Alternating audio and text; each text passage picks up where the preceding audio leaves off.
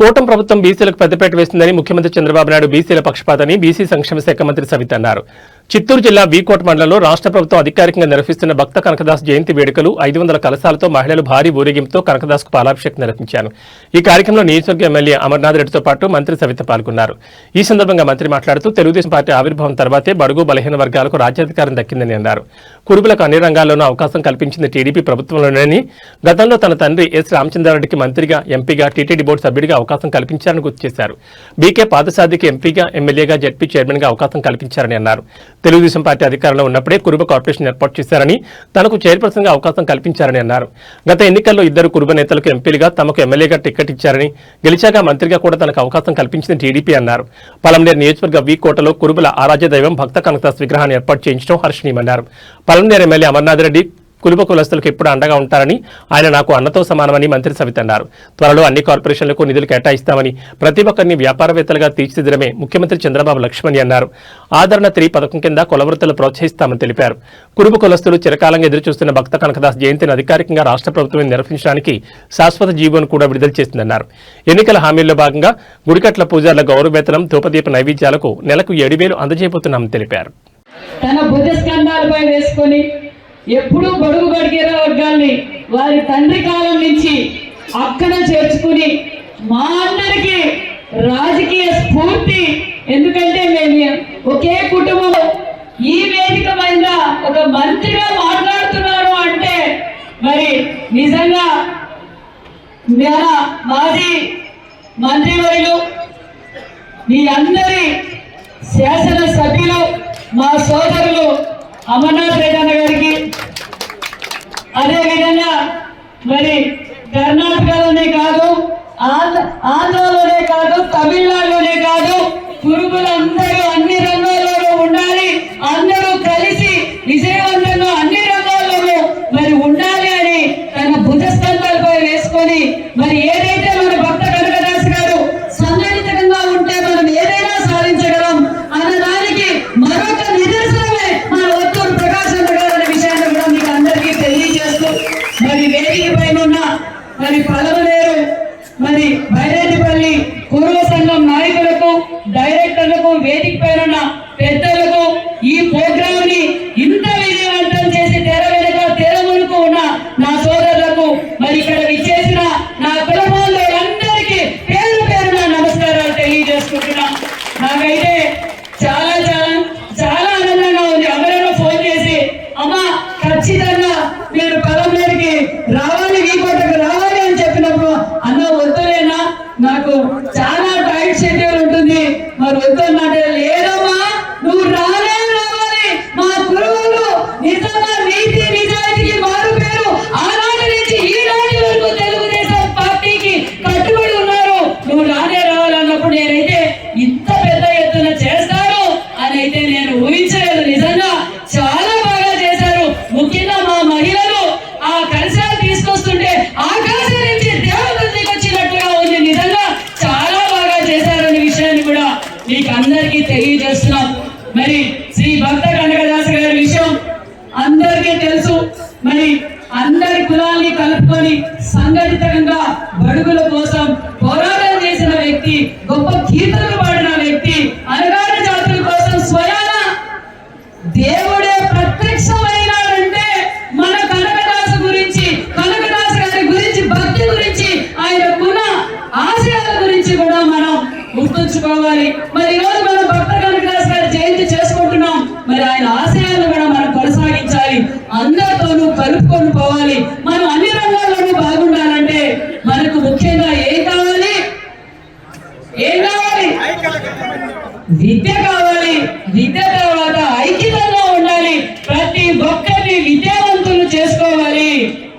మరి నిజంగానే చాలా ఆనందంగా ఉంది. ఎందుకంటే ఇందాకే అమరణ చెప్పినట్టు బడుగు బడిగిన వర్గాల్లో మనము ఒక భాగమైన కురుబల్ని గుర్తించిందే అన్న నందమూరి తారక రామారావు గారు అన్న విషయాన్ని మీకు తెలియజేస్తున్నాం. ఎందుకంటే తెలుగుదేశం పార్టీ పుట్టిన తర్వాతే మరి కురుబులు ఉన్నారు. వీళ్ళు అడవుల్లో గుట్టలుగా, చెట్టలుగా, పుట్టలుగా గొర్రెలు మేపుకుంటూ కుటుంబానికి దూరంగా జీవనం సాగిస్తుంటారు. నీతి నిజాయితీకి మారు పేరు. వారు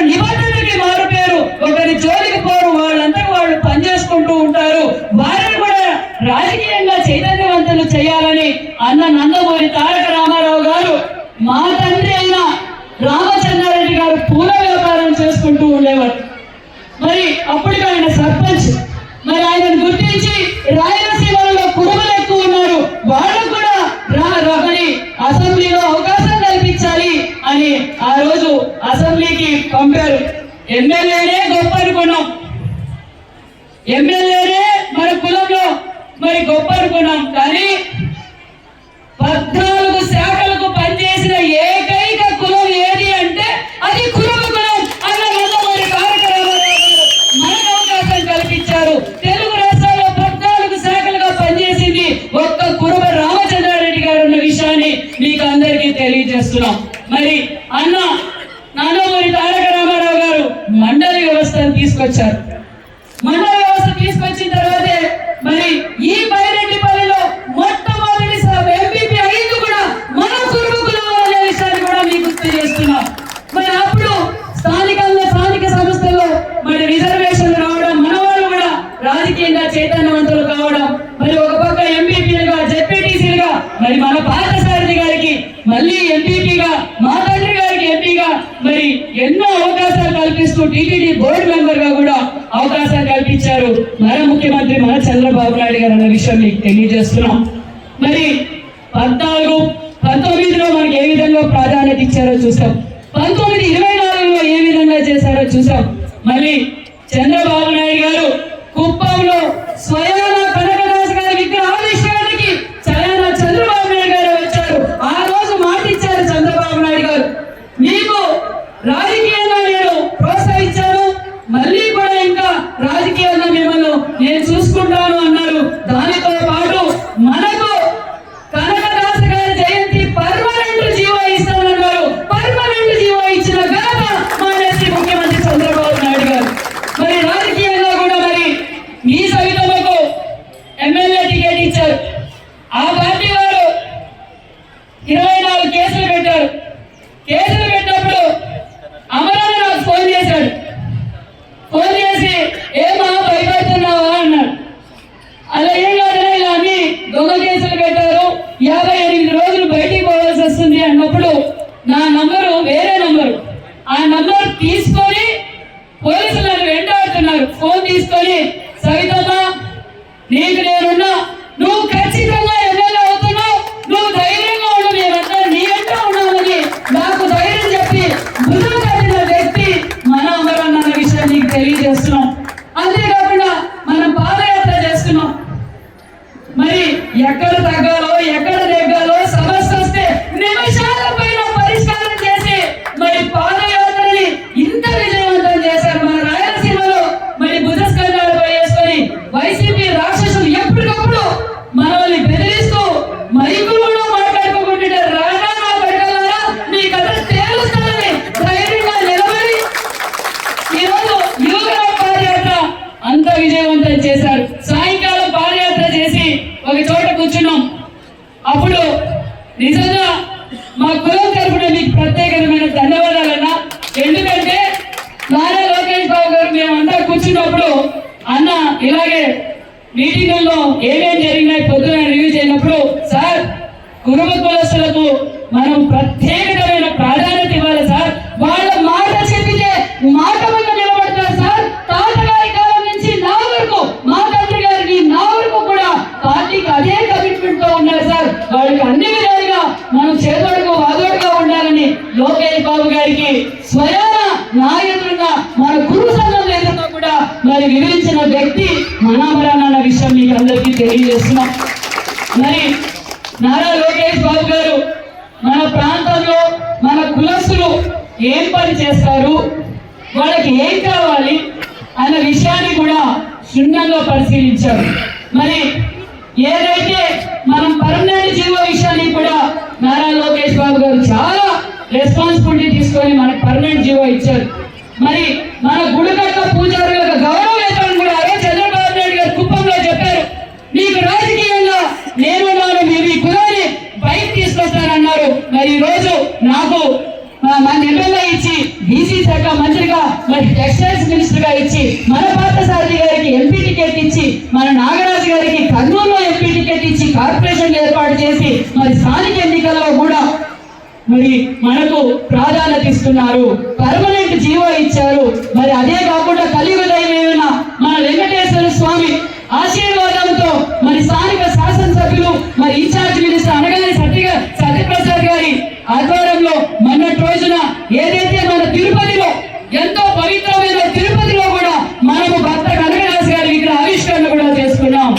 మరి మన సారు ఇంకోటి కూడా చెప్పారు, గుడికట్ల పూజలకు గౌరవవేతనం ఇస్తామన్నా ఎండోమెంట్ లో ఫైల్ మూవ్ అయిందన్న విషయాన్ని కూడా మీకు తెలియజేస్తున్నాం.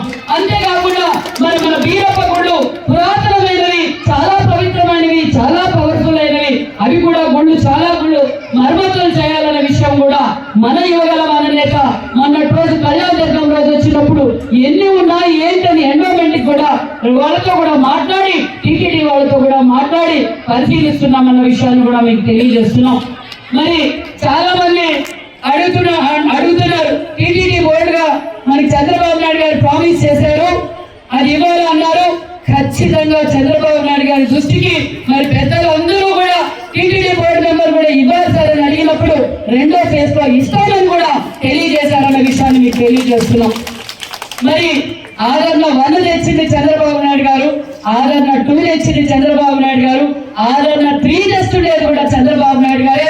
మన కులస్తుల మన కులబాబులు అందరినీ కూర్చోబెట్టి మన కుల వృత్తి అయిన గొర్రెలు పెంపడానికి మనం ఏ విధంగా వాళ్ళకు చేయూత ఇవ్వగలం, మరి ఉండి కట్ చేసుకోవడానికి ఉండి మిషన్ కావచ్చు, మరి అడవుల్లో పోయినప్పుడు ఫెన్సింగ్ చేసుకోవడానికి ఫెన్సింగ్ వైర్ కావచ్చు, మరి ఎల్ఈడి లైట్లు కావచ్చు, ఇవన్నీ వారు అడిగారు. ఖచ్చితంగా ఆదరణ 3లో కూడా మనం ఇవ్వబోతున్నామన్న విషయాన్ని కూడా మీకు అందరికీ తెలియజేస్తున్నాం. మరి మనం అమరాల గురించి చెప్పే పని లేదు, బడుగు బడిగిన వర్గాల గురించి నిజంగా మనకన్నా ఎక్కువగా అన్నకే అధికారికంగా నిర్వహించేటువంటి అవకాశం కల్పించింది మాత్రం తెలుగుదేశం పార్టీ ప్రభుత్వం, చంద్రబాబు నాయుడు గారు అని చెప్పే సందర్భంగా నేను తెలియజేసుకుంటున్నా. ఈరోజు కనకదాస్ అనేది ఒక కురబ కులస్తులకే పరిమితమని నేను అనుకోవడం లేదు. ప్రతి ఒక్కరికి సమాజంలో మంచి నేర్పించి మరి ప్రతి ఒక్కరికి ఆ కనకదాసు గారి కీర్తనల ద్వారా ఈ సమాజానికి ఒక మంచి మెసేజ్ ఇచ్చి రాబోయే కాలంలో అందరూ ఆయన ఆశయాలకు అనుగుణంగా నడిచేటువంటి కార్యక్రమాన్ని ఈ రోజు దేశమంతా మన భారతదేశం అంతా ఇచ్చారంటే ఆయన జయంతిని బ్రహ్మాండంగా మనం నిర్వహించుకోవాలా. ప్రతి సంవత్సరం ఆయన ఇచ్చినటువంటి సమాజం మెసేజ్ ని మనము మన భవిష్యత్ తరాల వాళ్ళు నిలబెట్టుకొని ముందుకు వెళ్ళాలని చెప్పి నేను ఈ సందర్భంగా మిమ్మల్ని అందరినీ కూడా కోరుకుంటా ఉన్నా. ఎందుకంటే మన ప్రాంతంలో కుర్మ కులస్తులందరూ కూడా చాలా ఉన్నారు. ఇంతకు మునుపు అయితే రాజకీయంగా ఈ కులంలో పెద్దగా చైతన్యం లేదు. ఈరోజు రాజకీయంగా ఆర్థికంగా అందరూ కూడా ఈ కులంలో చైతన్యవంతులయ్యారు.